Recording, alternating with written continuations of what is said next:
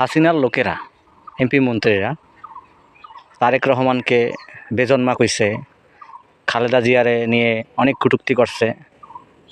তারেক জিয়া চোর, খাম্বা চোর, জিয়ার রহমান নাকি খুনি, বঙ্গবন্ধুর খুনি, আরও বিভিন্নভাবে গালাগালি করছে, তাকে নিয়ে কুরুচিপূর্ণ বক্তব্য দিছে।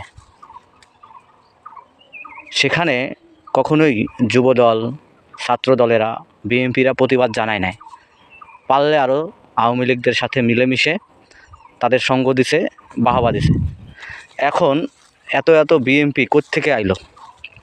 এত বিএনপির নেতা, খেতা পাতি নেতা, বিএনপির চোর, চাঁদাবাজ, ঘুষখোরেরা, দালালরা কোথা থেকে আইলো?